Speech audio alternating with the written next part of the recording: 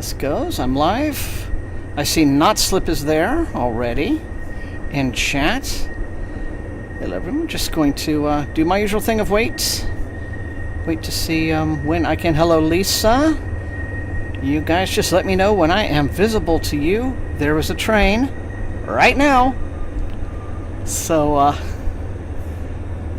just wait and see how it's going. Just good evening everyone. Mike is here. Again, you guys just let me know when you can see me on your end. Devlin is making train emojis. So, alright. Looks like we are on. And we are on.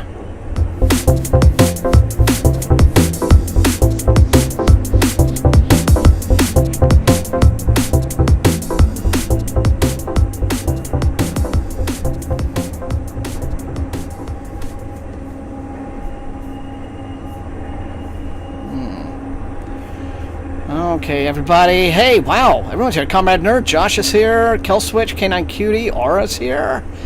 Oh, alright. Let me just check one thing, guys. Make sure that sound is doing its thing. Input. Okay, I'll put that. Input. Yes, alright. Good.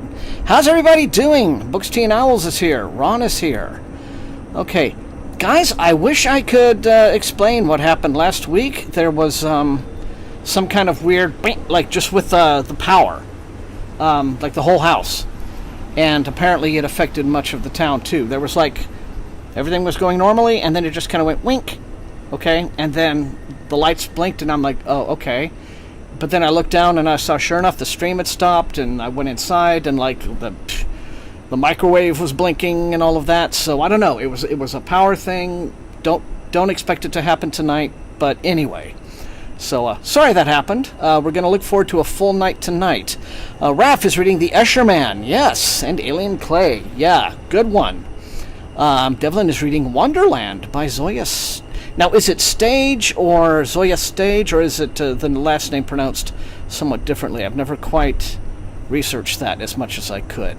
But I'm interested in reading her or their books as well. So, Comrade Nerd's going to read Leviathan Wakes tonight. There you go. Apt Pupil by Stephen K. Sounds like everybody, like me, as you can see, we're getting a head start on the Halloween readings. So, there we go. Yeah, Power Badness, so hopefully that's not going to be a future thing. Aura, okay. Aura ordered Inherit the Stars. Okay, well, very old school SF. Be interested to hear what you think of that. Not Slip. Yep. Alright, it's all your fault, Not Slip. There we go. Blame Not Slip. But Not Slip was at Disney Food and Wine Festival. Ew, beer then. Okay, Not Slip is reading City of Thieves by David Benoit. Alright. Nonfiction. Nightmare Fuel. The Science of Horror Films. Very cool. Well done, K9 Cutie. Ron is back reading Douglas Adams' classic. Long Dark Deep Time of the Soul. Titanium Noir. Service Model. Good. Empire of the Vampire. Still on it, but that's okay. It's a long one. Still getting through Ventus. Alright. Everybody's reading good shit tonight. You guys are awesome. Nettle and Bone. Rebecca. Very cool. Lisa's continuing Malice. And Kelswitch is working on The Galaxy and the Ground Within. Oh. Yeah, I think you'll need to go to the website for that one. Kelswitch. I think it is, gosh, tell you what, I'll hunt it down, and then like in second session I'll post that link to the chat. How's that sound, Killswitch? Yeah, it's a pretty neat little novella. If you ordered like the paper version, you'll get the ebook version as well, which is good. Kind of helps to offset some of the costs there. Oh, okay. Yes, I think it will. If you have that real nostalgic experience with Inherit the Stars, I think you'll feel that. Have I ever, thought of it, tried to do the writing thing when I was younger? I kind of enjoy writing little scripts and scenarios for like some of my videos and things like that. I don't think I'm quite prepared to be a novelist, though. I don't think that's kind of in my, in my bailiwick. So I enjoy being a reader. But, you know what? Never say never. Could be one of these guys, late bloomers, like when I'm well into my 60s or something, they'll be like, Thomas Ryder wrote a novel. Okay. All right, then. Well, very nice. No tea lights tonight. Not because of any wind. It's actually very still and very pretty here. But I just forgot to re-up the candles. That was a little errand I forgot to run this week. So, yeah. Just got the third of the final book in John Gwynn's new current trilogy. So, The Fury of the Gods, Book 3, coming out soon. Just got that one, and looking quite forward to it, too. If you like real bone-crunching, violent, blood and thunder fantasy, it's that's the stuff. This one was very delayed, apparently, because John Gwynn had a death in the family. It was a sad situation, so, had to go through all that. So, anyway, but, Kelson writes short stories like a few paragraphs long. Art is more your thing, that's right. That's very true. Give a novella or novel a try. You never know. Well, yeah, like I said, if the bug hits me, never say never.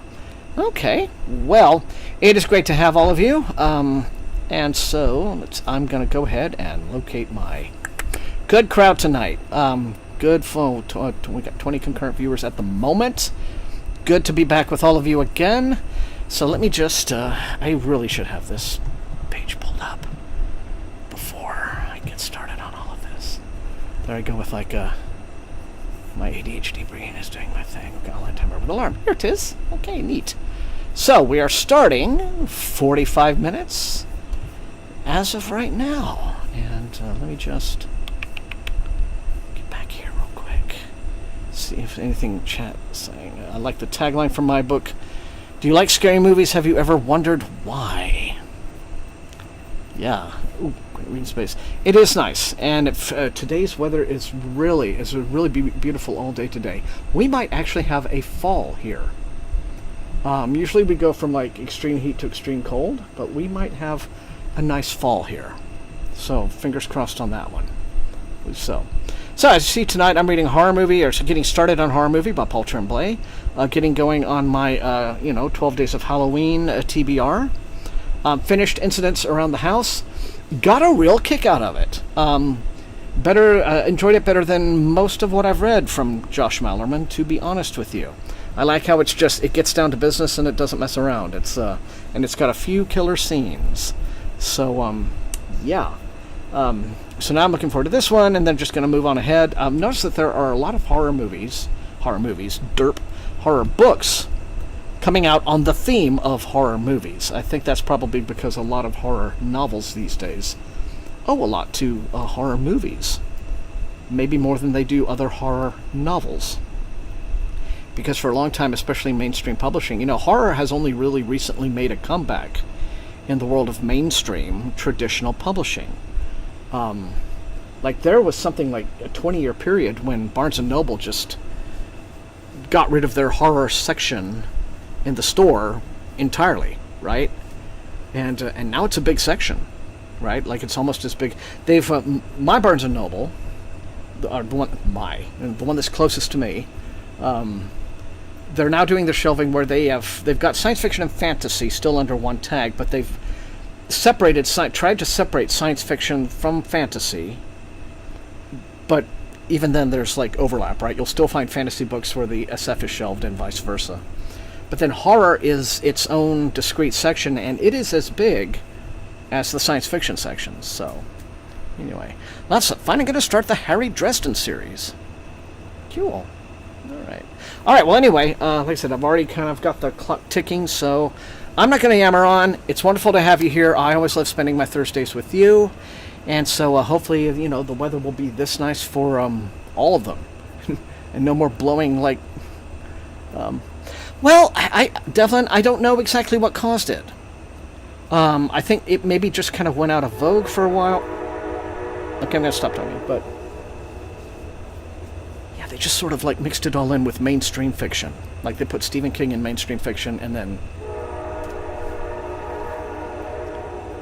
they started rebranding horror as thrillers. But now it's back. Yeah. Well, that's true, Canine Cutie. So, all right. And we're off.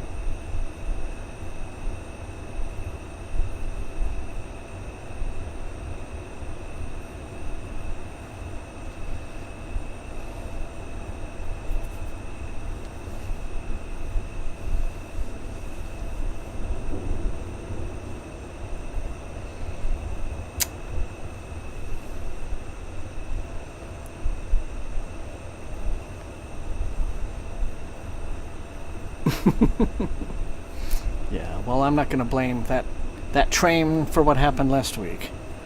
I'm sure it was just a coincidence. Our trains are nice.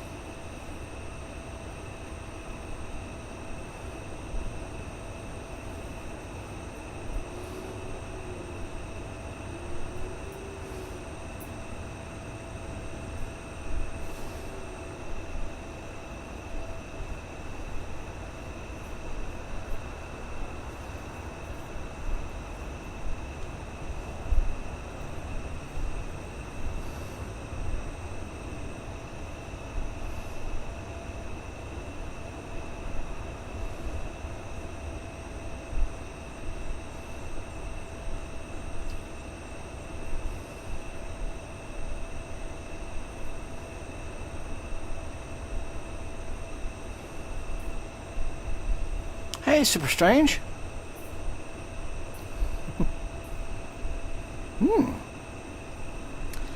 I have not read any of the subsequent books, but I remember...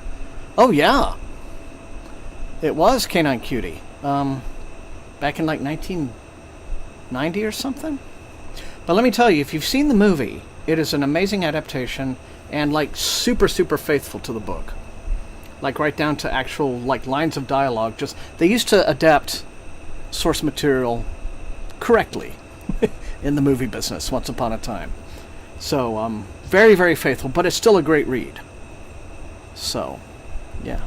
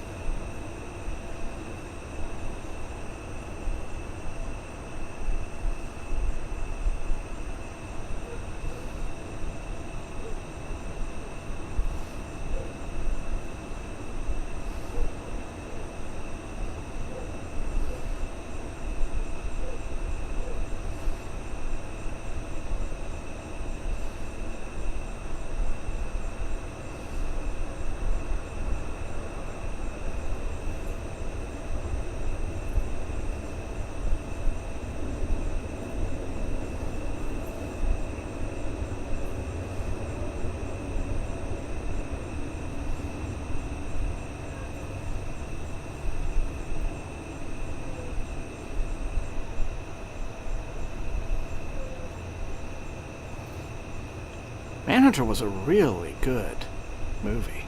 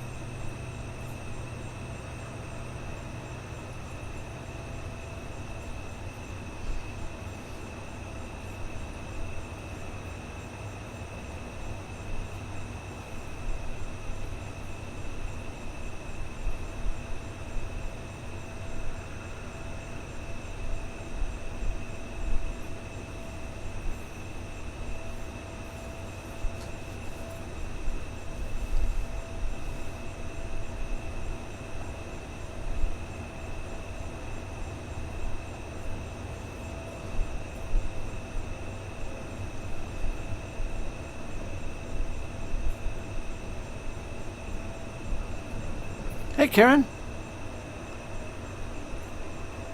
Ooh, wow, you're well into that, aren't you?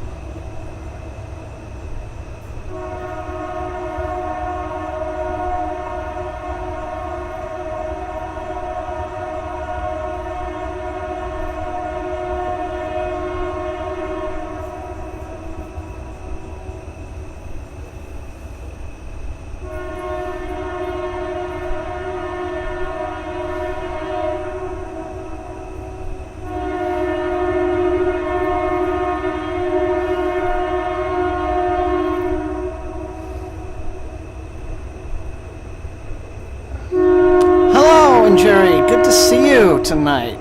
Glad you're here. Right in time for the train. Yeah, it's a loud one.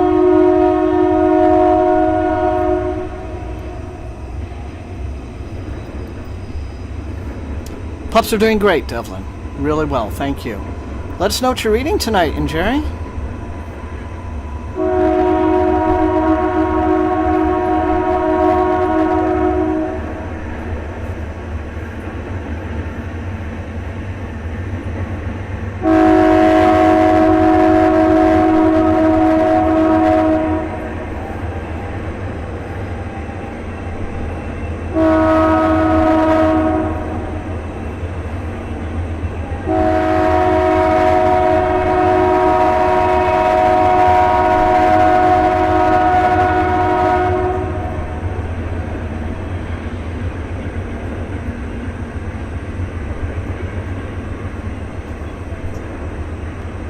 Excellent. I thought you might be finished with it by now, but yeah. Well, now I'm excited. I can't wait.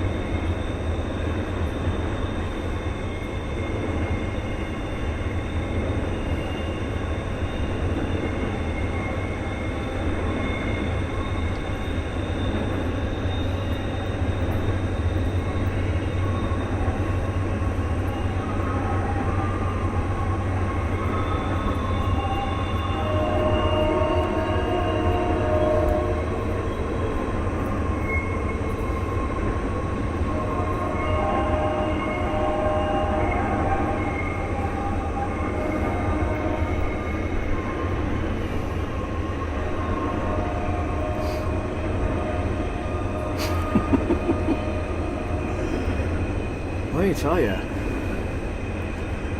Give you an idea of just how clear the weather is tonight.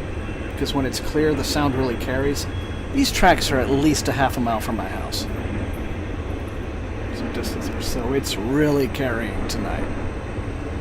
Atmospheric conditions or whatever, but yeah, this one's a monster.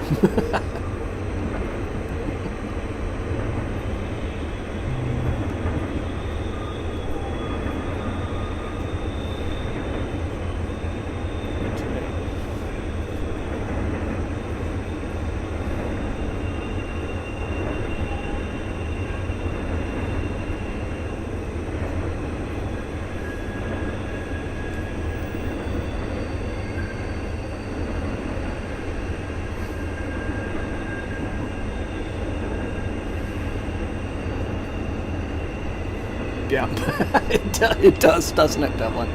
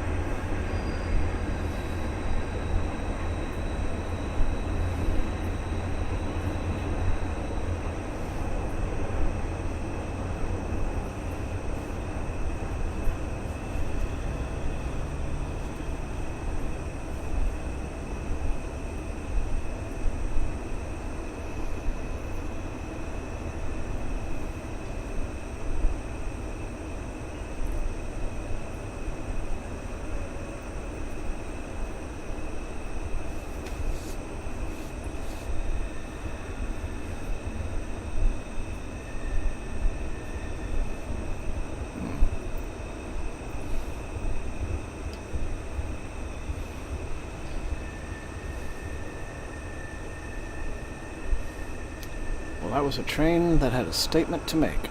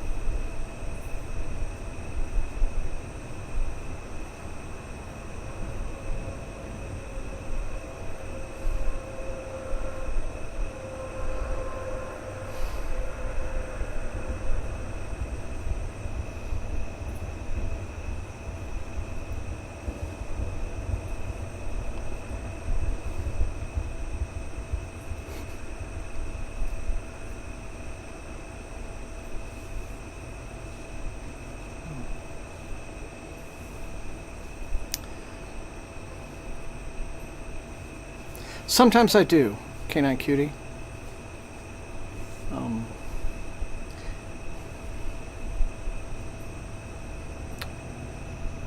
Like Killswitch says, it just depends.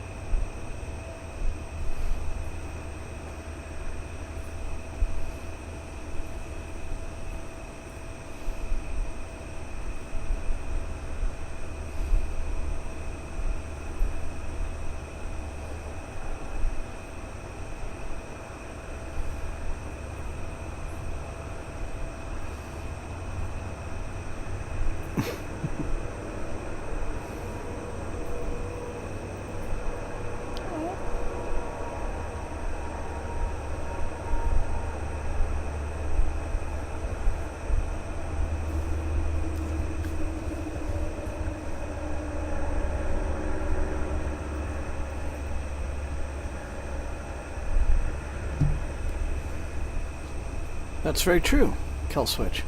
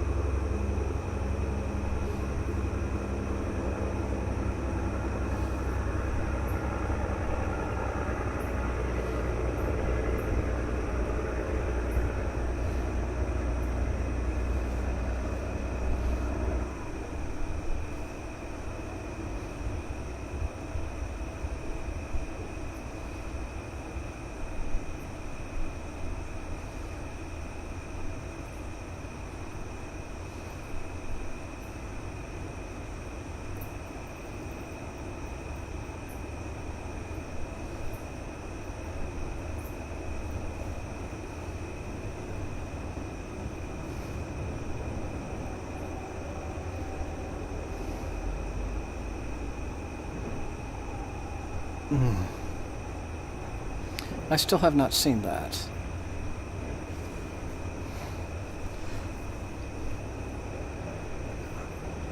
Yeah, I'm a little intimidated by those. Not intimidated. That's not the right word. You know, just you know how you know that something's going to be a powerful piece of art, and you know that it's going to be good, but it's still just that it's going to impact you in such a way that you're just nervous to feel those feelings, and you just kind of avoid it. You know that sensation? So, some movies that are like that.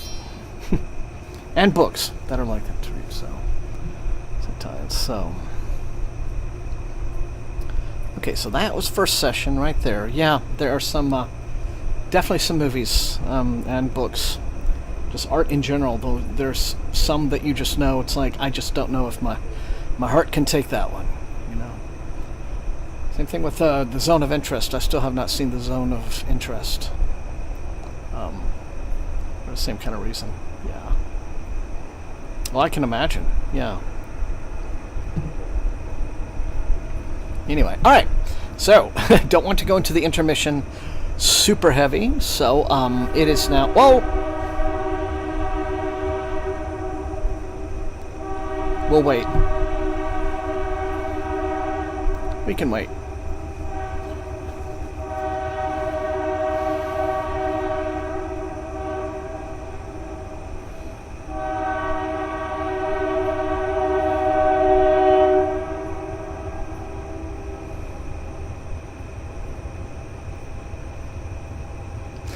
Hey, Canine Cutie, don't worry about a thing. I mean...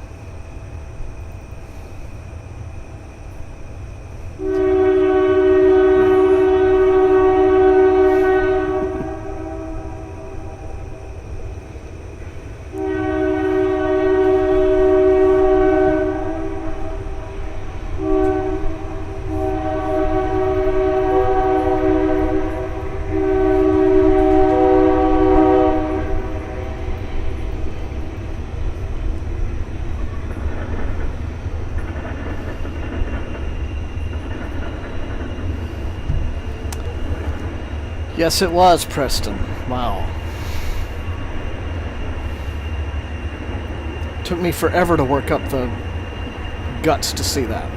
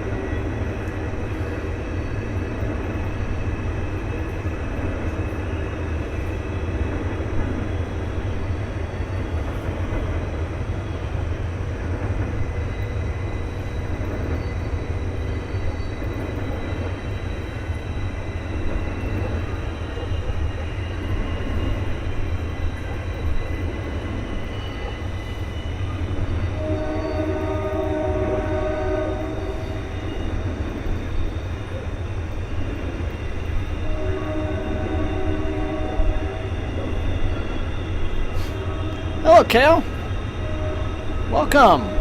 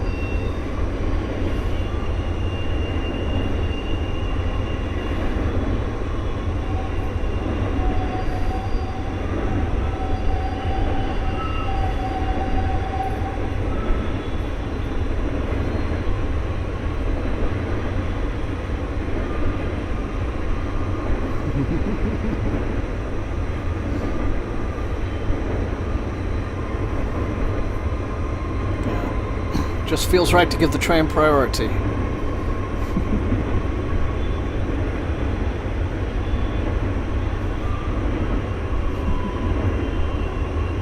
Hey, what can I say?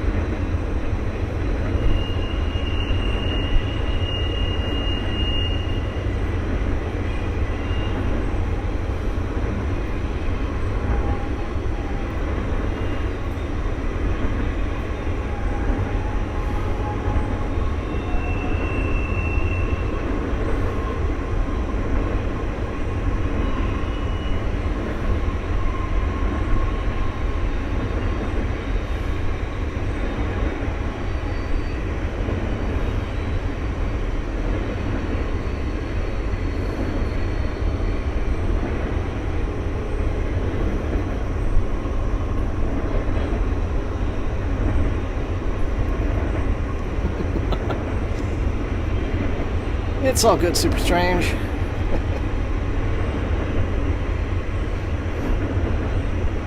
Correct, Killswitch.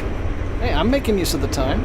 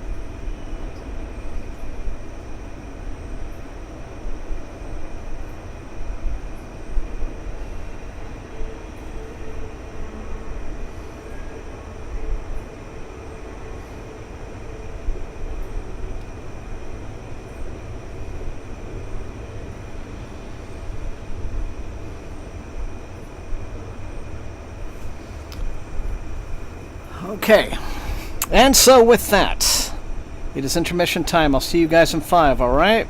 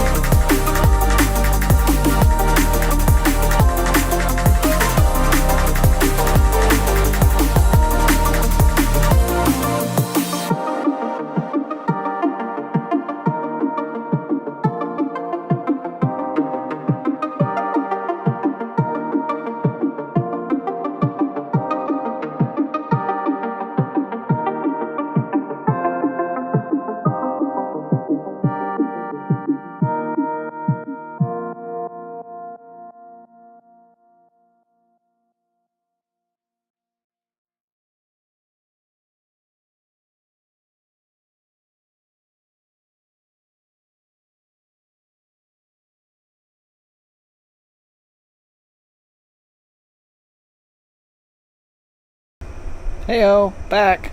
Okay. So, hope everybody's been having a good night so far with this. This has been also some of the strongest nights for concurrent views. And I think just a lot of folks are really starting to enjoy now that the weather's getting peaceful and calm. The trains maybe aren't peaceful and calm. But it's a good night. And so let us continue, shall we? We'll reset this sucker. Boom. Start 45 minutes as of now. And yeah, once again, let me know if there's any problems hearing me. You know, any problems with the stream, what have you. I think we're still good. Electric company, the world hasn't done anything to mess with anything. All right, back into it. I'm enjoying how this is starting out, this book, right here, by the way.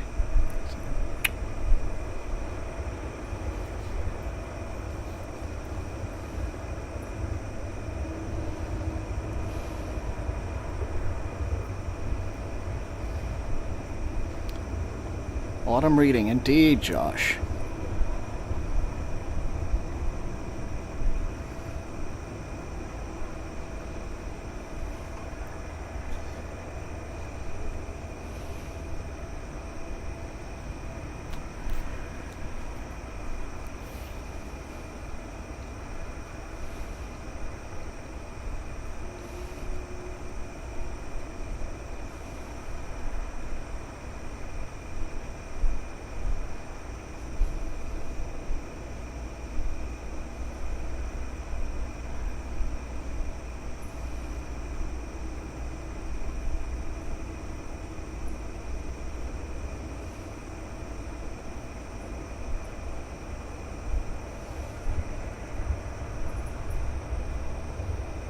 Hello, Kate.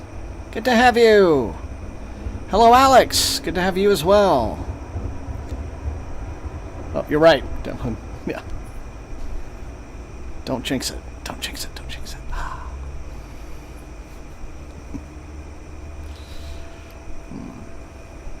it. Yeah.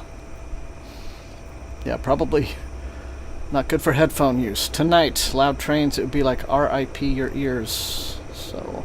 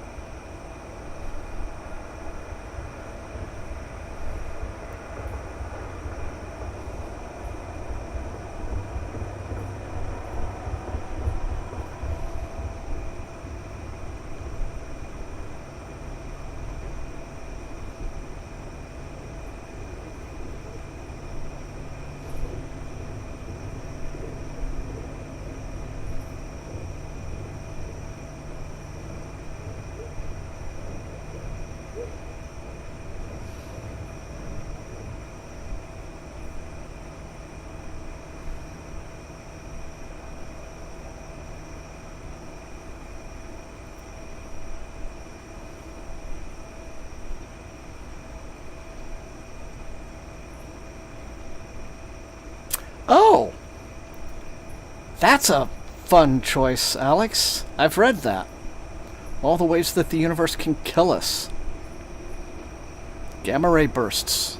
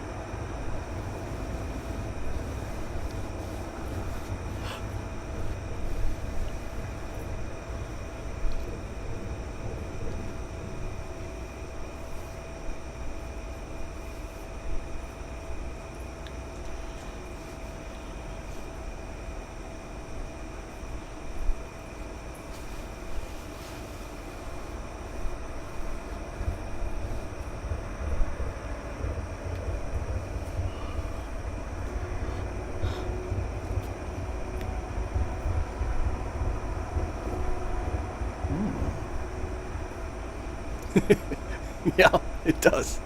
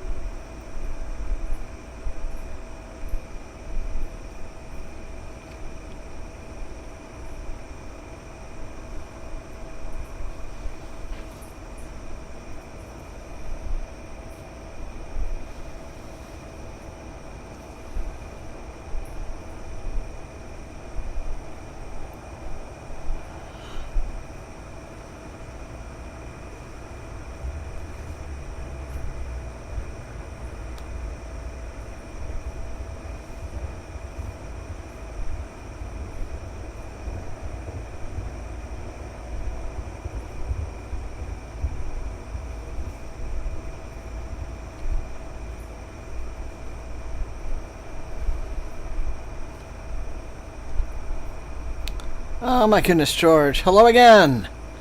And as always, thank you for that lovely generosity. Sorcerer. Should watch it back to back with Wages of Fear. It's, but good to see you. Hope you're doing well. Hope you are doing well. No migraines.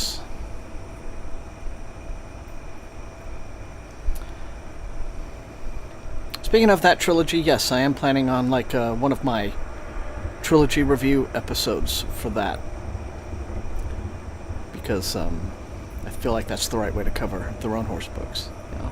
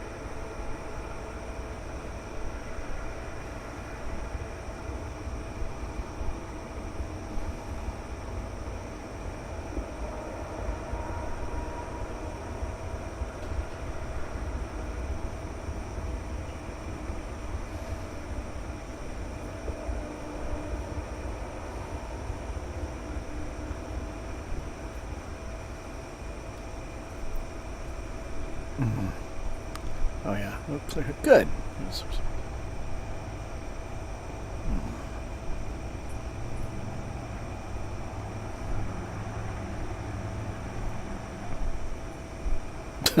Right.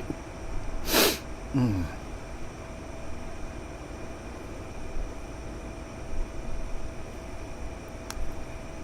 For those of you wondering what George and I are talking about, there are two movies. There is a French movie from, I think, the early 1960s called The Wages of Fear, and then it was remade in the States by William Friedkin, who directed The Exorcist. I think it was the movie that came right after The Exorcist. It was called Sorcerer, and it was a remake of The Wages of Fear, and the plot basically is that these four dudes, I think it's in a time of war or something like that, are hired to drive like 2 truckloads of extremely volatile nitroglycerin across like really rough country and these impossible conditions. And it's interesting to see the two different takes on the story. The French version is considered a classic, although I think it has a kind of like screw you audience denouement to it. The Friedkin version is just as intense. So, yeah. That's right. Sorcerer, 1977. Okay, so it may not have been right after The Exorcist, but let's see. Anyway, yes, the original Haunting from the 60s is a absolute masterpiece. I usually like to, run through John Carpenter's The Thing at least once, because that's my comfort horror movie. But I'm going to be watching a lot of new stuff, I think, this season. Yes, very stressful, Devlin. Especially, there's some scenes in both, like in each movie has like one scene where you're just like, so, yeah. But I just watched a recent movie, earlier this year, came out on Amazon Prime. It's a French kind of gothic, kind of, sort of like Regency era horror movie, and it's called The Voordelac. And I think you would enjoy it if you like movies that have kind of an old-fashioned feel to them, and it's not really a vampire movie, but it's kind of like it's a Revenant. But the greatest part of it is that the Voordelac is a big practical effect. He's like a big puppet. But he's super convincing, and it's like I'm so impressed with this movie for not having like the Monster Bee CG. And even though you can tell it's a puppet, you still believe it more than you would have, I think, at least I did, than had it been CG. Because we're so used to seeing CG that we miss how great the classic movies could just do it with, like, skilled designers and, creature makers and effects, practical, actual physical effects. It's a terrific, terrific movie. Very fun. Content warning, animal death, but, still, if you like a very old school style of costume era horror, I would watch The Voordelac on Prime. There, that's my review, movie review for this episode. Okay, original Halloween, yeah, that's a great one, but I don't necessarily watch it every year, and it's actually been. I do want to see Longlegs right now. The rental on Prime is a little too high, more than I'm willing to spend. But, yeah, let's see what else people have been talking about while I was rambling about that movie. Trick or Treat, yeah, want to see that. The Fog, yeah, terrific, terrific, terrific. Let's see.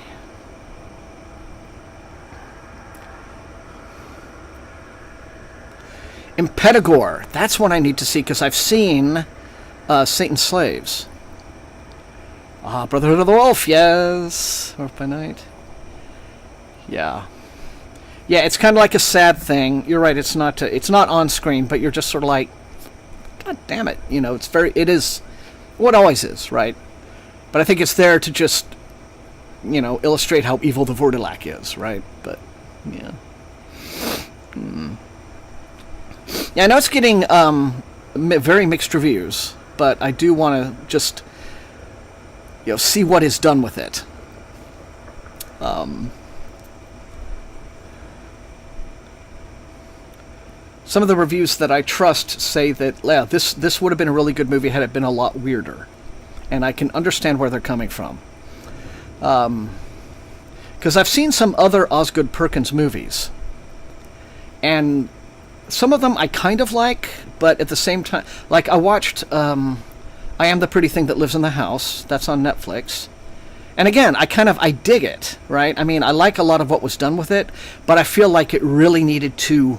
There's a point in the movie where you're like, this needs to kind of get a little weirder, go a little harder, and it never really quite does, and it ends kind of, predictably, even though it's very, it's a very classy production, and the performances are really good. And then he made a movie called Gretel and Hansel, which is a very dark, gothic-y take on that fairy tale, and it is a stunningly gorgeous to look at movie. Production design is incredible, like the evil witch's house in the woods is fantastic. Alice Krige, wonderful actress from back in the day. I always am very happy to see her back on screen. She plays the witch, the Wicked Witch, wonderful.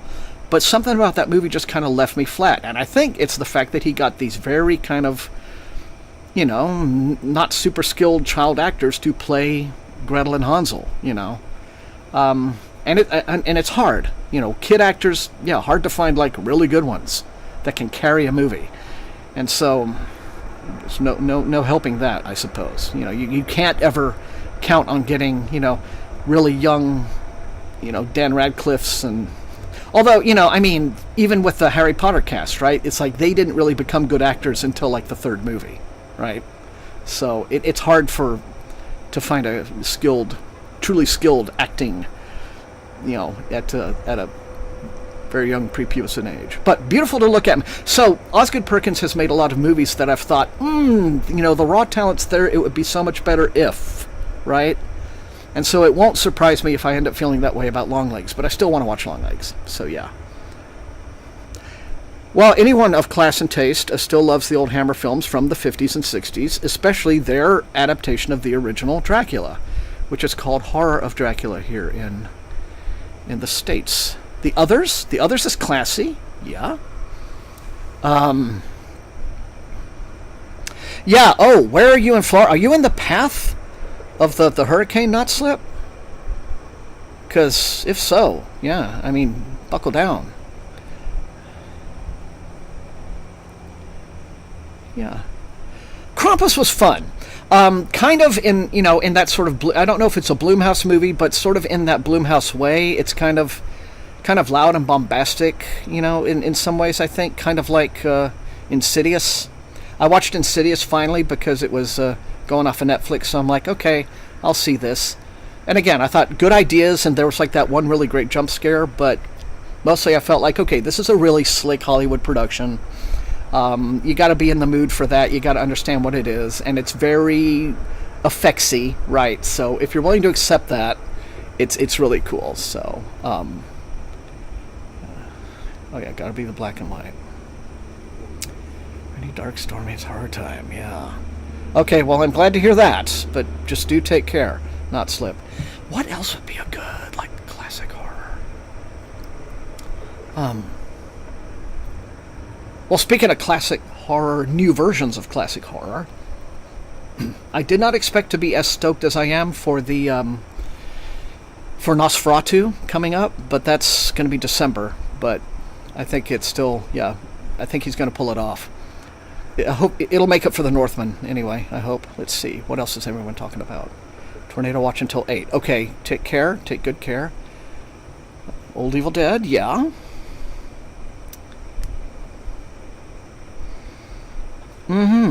Oh, yeah. Very well done, Midnight Mass. I'm very pleased with Flanagan. And good news, if you haven't seen it, Flanagan's adaptation of the Life of Chuck, that Stephen King story, has just been picked up by Neon. So that's going to release in early next year. And that, I think, is one of the best recent Stephen King stories that he's published. I mean, it is a completely mind-blowing take on solipsism, for one thing. I mean, it's kind of weird to say about a Stephen King story because it has, it's melancholy moments, but there is a scene of pure joy right in the middle of the story, and I cannot wait to see how Mike Flanagan shoots that. So it's in If It Bleeds. It's in that collection. So that was good news. New Salem Lot. I've seen at least one really strong review of that one, saying people condemning David Zaslav, saying like, God, just at least he didn't dump this one completely. So yeah, I am intrigued to see that one. Although no, it's not I was expecting another limited series, but it's a feature film. So it's either going to be so lean that it cuts out too many details and moves too fast, or maybe he'll pull it off like whoever the director is. I think the director is the guy who wrote the It movies. So that can be plus or minus depending. Hellraiser, let's see. Oh, now we're talking about yes, Scary Godmother. Okay, TV. Oh, the TV movie. Oh, for a TV miniseries in 1980, the original Salem's Lot with David Soul from Starsky and Hutch.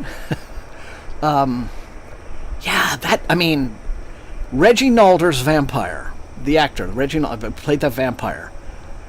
And patterned after the Nosferatu design, the classic Count Orlok design. Blood curdling. I mean that, and there are scare scenes in that TV miniseries from 1980, network TV miniseries, that are scarier than things you'll see in like a feature film from today. It's just so because Tobe Hooper was directing. He was firing on all cylinders at that time in his life. So yeah, great. So Scary Godmother, the window scene, yes. Barlow. Mm-hmm.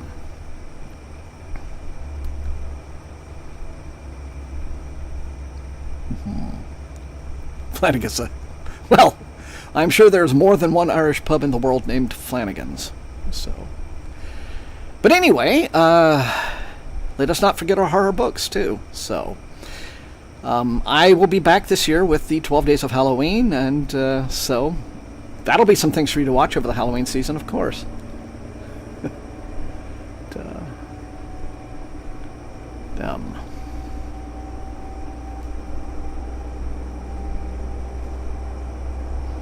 Okay, so let's see. Okay, cool.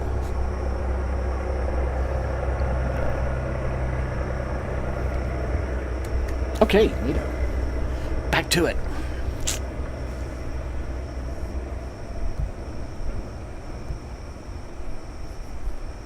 So, by them, are you talking about their I think two recent miniseries on streaming, right? There's them, and then there's a sequel. Are you talking about that one, Devlin?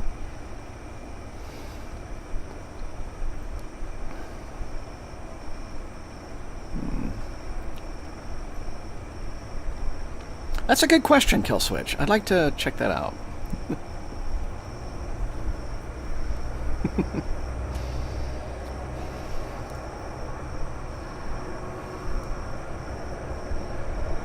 Yeah, I think Modesty, he's just going to keep writing books from after just beyond the grave at this point. And you know what? I'm okay with that. Oh, the original, so the one about the giant ants? Or am I thinking about something else completely, am I just way off the reservation with this one? Yeah.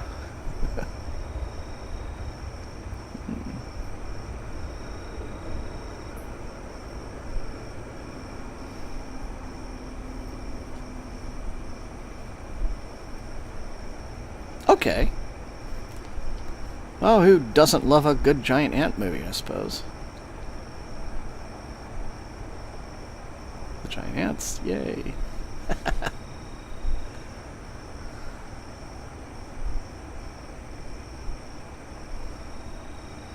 It is fun. You know what else is fun? The original Blob with Steve McQueen. You know, looking like a 30-year-old teenager, but that was fun. And I finally saw the 80s remake of The Blob, and that's a pretty solid horror movie. I kind of dismissed it at the time. I was like, oh, you know, remake of a classic, how good could it be?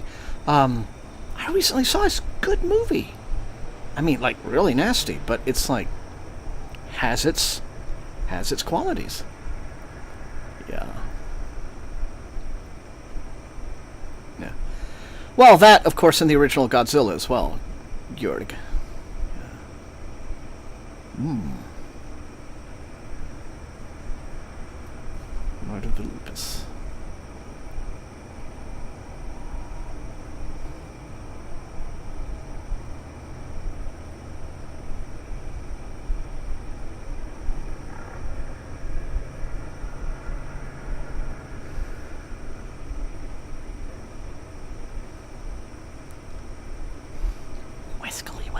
That sounds like a fun book. I have seen that book discussed here and there on BookTube, so yes, I want to give It Follows a rewatch.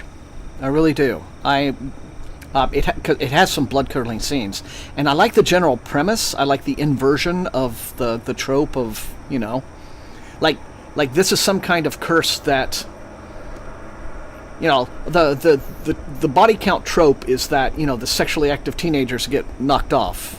You know, because, you know, they're, I guess, sinning by being sexually active. And this is like the possession that makes you have sex so that you can pass it on to the next person if you want to live. I like that. But I do want to give it a rewatch. I feel like I'd appreciate it better on a second viewing. And, of course, there's a sequel coming, and so I want to see it again before I see the sequel. Well, see, that's why I want to see it again, George. I want to feel like, you know, maybe I'll pick some things up that I didn't. Maybe you could see it as a metaphor about, you know, STDs in that way. So, I don't know.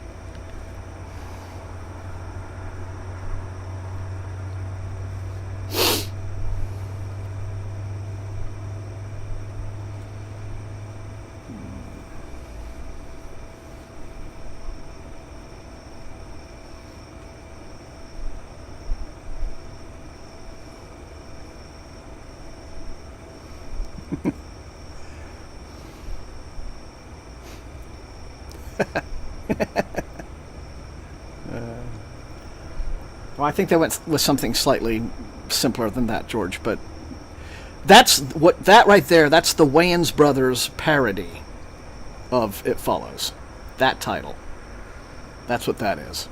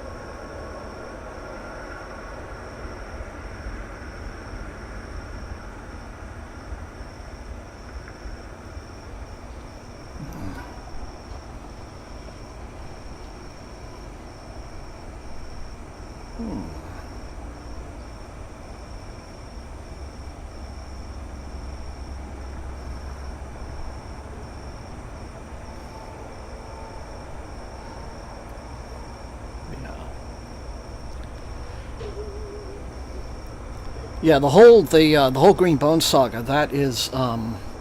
That's magic organized crime. It's more like the triads, but yeah, I mean they are basically the Chinese mafia. So yeah, and if you like Hong Kong crime movies and Asian crime movies, I mean,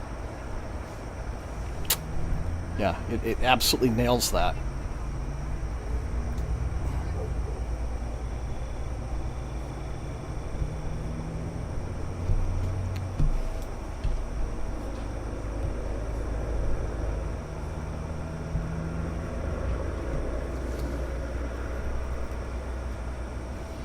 And there may be others, but I'd still have to kind of dig them up, Preston. So.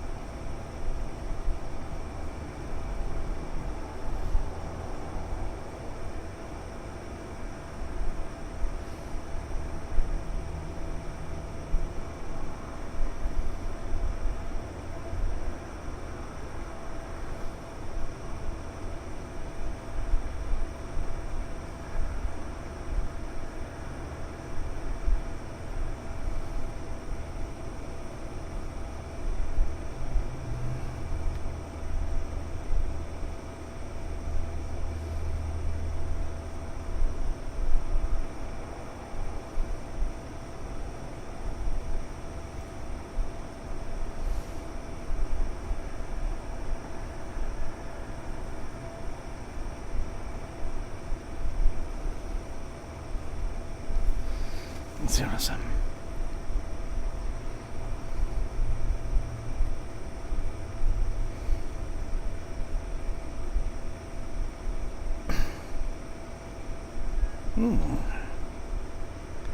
Okay, so I really want to watch it now.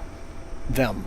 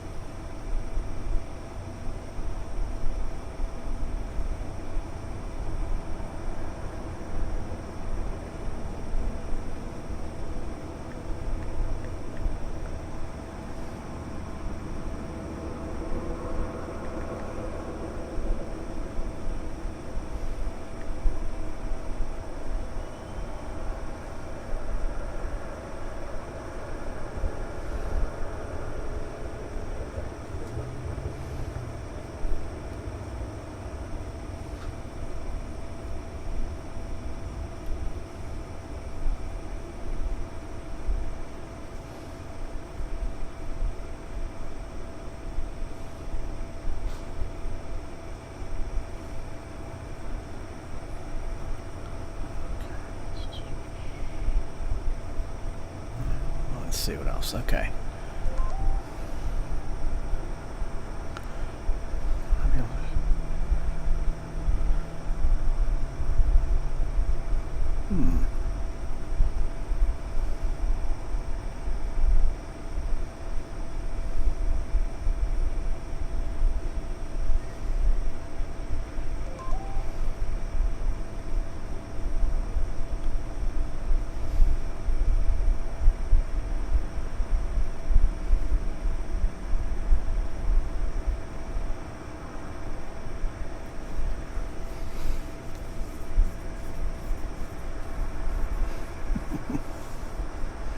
Well, I knew what you meant, Kill Switch.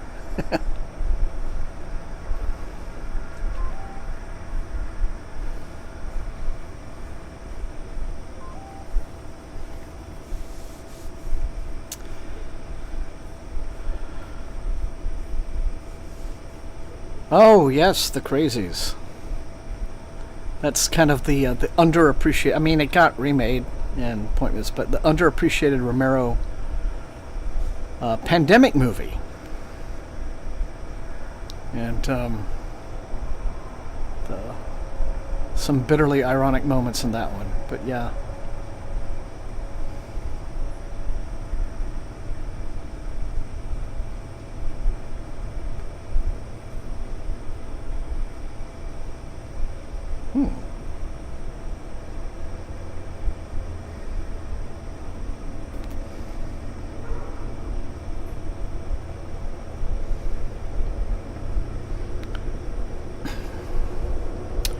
Romero, yeah, there's the chime. Okay. You know, Romero in his heyday really was just an absolute master. I had the great fortune of meeting him not too long before he died. It was in 2009 at Fantastic Fest in Austin, and they were doing a premiere screening, a premiere screening of what unfortunately not a terribly good movie, but Survival of the Dead, which would end up being the last of his undead movies. But even that movie, for all its flaws, had some clever social commentary, you know, particularly like just well, it did the thing like years before the pandemic, where, oh, right, it did that thing where, people were in denial. You know how folks say that if a actual zombie apocalypse happened, after COVID, there'd be people who would just deny that it was going on, right? And that actually happens in Survival of the Dead. There's one guy keeping, the very first scene in the movie is this guy is, keeping his zombie wife, just in the house. She's got a chain around her leg, but he's just sort of in his brain, he's convinced himself, no, we're a normal, happy house, da-da-da, and they finally just, get him to snap out of it, and, there's a very tragic scene where he has to, put her down the way one puts down a zombie. But so he was even kind of foreseeing that aspect of it all. But sadly, at the end of the day, it was not a good movie overall. But he still had that satirical edge to his films. He was a very nice man, and so I still have my ticket stub signed by him. So well, there we go. Well, hello, Track It Pacer. Good to have you on board. Yeah, right. Hey, don't worry about messaging in. It's all good. Glad to see you here. Right at the moment when the stream is about to stop. So, but I'll chat with you here in a bit, Track It. But it's wonderful to see everybody. Great Thursday night. As always, we ended up having some fun, Halloween movie discussion. So I suspect there's going to be more of that as we get a little bit closer to the season. But I had a terrific start to my book. Well, there it is, my book. I hope you guys got at least some good reading in tonight, in and among all the chats, because chat was very active. Great trains tonight, and a good clear signal, and great weather for me anyway. So, all right then. Let's see. There's famous comment in Night of the Living Dead. Yeah, it's usually starts 7:30. Track It. So, but yes, George, Discord. You say it every week, and I will at least think about that. Never intended to be a discussion about race. Well, the thing is, these discussions about movies just kind of emerge from the movie, right? Audiences will find something in any work of art, and because they'll relate it to their own experience. And I think that's the cool thing about movies and books and just art generally and what have you. So, good to see everybody. Great to be here Thursday night. See you again next time, 7:30. Hopefully, once again, good weather. Everything. If you're, if you're in Florida, please batten down the hatches, stay dry. I mean, the Waffle Houses are closing in the path of the hurricane, so that's how you know it's going to be a rough one. So anyway, great to see everyone. We will catch you next time. Good night. Stay safe.